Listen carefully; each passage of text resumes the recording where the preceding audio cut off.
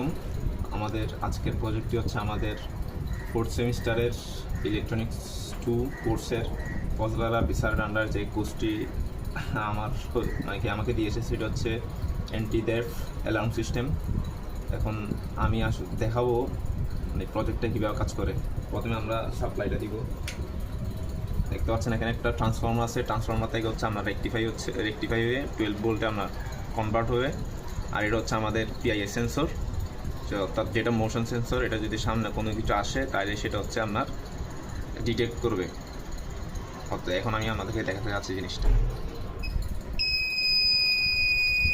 দেখতে পাচ্ছেন সামনে কোনো অবজেক্ট আসলে এটি বেজে উঠতেছে। আমি যদি আবার সবাই বলি তাহলে হচ্ছে মানে কি বাজারটা বাঁচতেছে না। আমি যখন এটা যাবো বাজারটা মানে কি বেজে উঠবে। যদি সরাই বেলি সাথে সাথে বাজারটা হচ্ছে অফ হয়ে যাবে। যখনই মানে এটা যদি এই এতটুকু জায়গায় যায় তাহলে সাথে সাথে বেজে যাবে, এখান থেকে বাঁচবে। এদিকে চলে আসলে আর বাঁচবে না। যে হেডবিল গেলাম সাথে সাথে হচ্ছে আমার বাজারটা চলে উঠবে। এটি হচ্ছে মূলত আমার ইলেকট্রনিক্স 2 কোর্সের অ্যান্টি থেফট অ্যালার্ম সিস্টেম। এটি হচ্ছে মেনলি আপনার অফিসের মধ্যে ব্যবহার করা যেতে পারে, আরও কমার্শিয়ালি ইউজ করা যেতে পারে, চোর ধরার জন্য আর কি।